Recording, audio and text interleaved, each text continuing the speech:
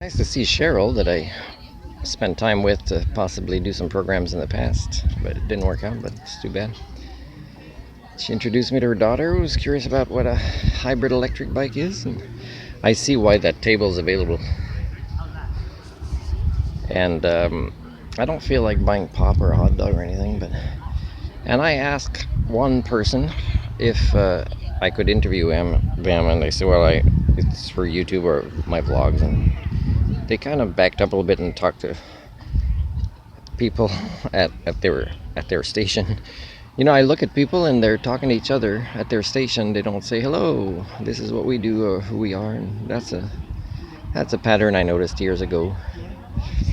And but it's still nice to come out today and exchange information and learn things, and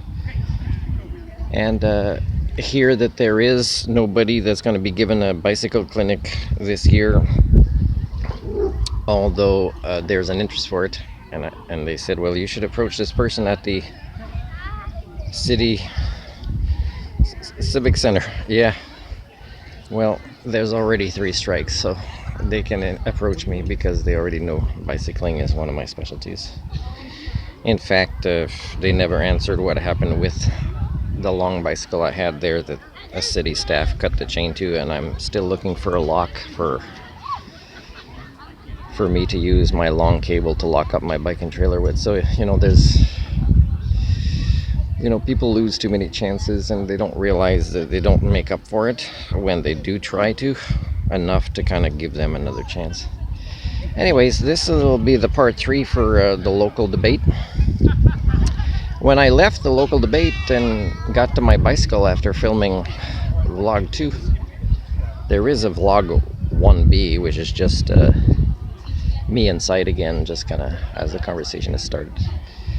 And but after vlog 2, I'm getting my bike at the pool there that was locked, and there's a kid that comes out on his little 2-wheel stand-up, I don't know if you call it a scooter, and he talked to me. He was friendly. He had good social skills, that kid. Not sure what age group. Maybe 12, maybe 11, maybe, I don't know. And then I see him later. I don't know which road he took, and he's passing. Is it Conrad? A road with the school, coming from 11th, and he's coming down that hill towards the school pretty fast. And he could make a noise that sounds like a siren. And I see him in a mirror, and he's catching up, and he's beside me, but he's got to take his earbuds out when I'm talking to him. And I said, are you going to pull me over? And then he speeds up, after we talk a little bit. But he's a friendly guy with cool social skills and curiosity, I wouldn't want to see my kid ride the way he does. Typical just look one way, turn right at a stop sign without stopping, but it was still nice. It made my day to just have some social interactions with a cool kid who was also on 2 wheels, But when I spoke out to say I have a question, and it's to advocate for your kids and grandkids, and then the elder story was cool. I was thinking before leaving if I was just gonna say, hey, my condolences for the 3 days you had to accept your loss when your mother didn't want you to be with a girl you love from another tribe, and he says everybody's welcome here was his message of wisdom. But he didn't raise his voice, say, hey, let that guy ask his question, or any of the parents or grandparents there. There was an awe when they said no. But elites really discriminate, and there's no communities in most places that will say, hey, that's not okay.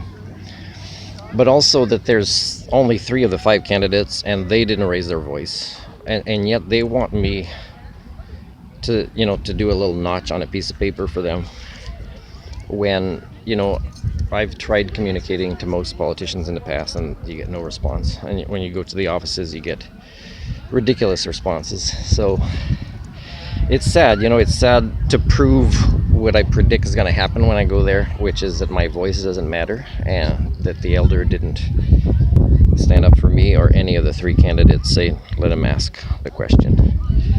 So again, the hypocrisy of what passes for democracy in Canada is an evolutionary dead end, and it's the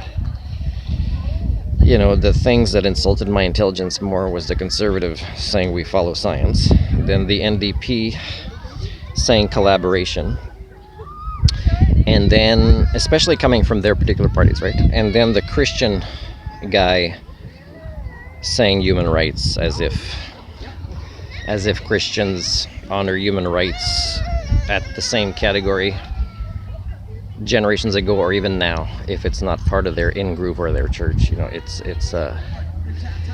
It's hard to not see all the hypocrisy. I mean, I've mentioned in the notes when they reposted, thanks for the success, or that we give ourselves an award, we did great. And there was not that many people in the audience for the actual MP candidates being there. And when I said you should fix that on your Facebook group, she said she did, but maybe it was too late to show. I don't know how, because I can edit things right away on my Facebook post, but so it's hard to see that I should take any of the adults wearing nicer clothes there seriously, right? It's same old, not really adults, not really comfortable or willing or allowing for serious, real adult conversations, So again, you're going to see very soon after the 28th who I had decided to vote for. And I got to say that I was excited that I was going to vote, really following politics, sometimes thinking about my grandpa, who did as well. And, studying and trying to find interesting conversations to take part in, either in person. And some people get upset with conversations in person. They're not capable. And people that showed up at a debate were not capable. So online, not capable. You get responses that are ridiculous, and it's not from the Chamber of Commerce. It's just from ridiculous people. Chamber of Commerce gave themselves an award. Great success. And then they move on to the next business as usual. So this is not what I called democracy, right? So little talking about what's really important, including what's happening with the destabilization of all the interconnected systems of resilience of the biosphere at the hands of our species.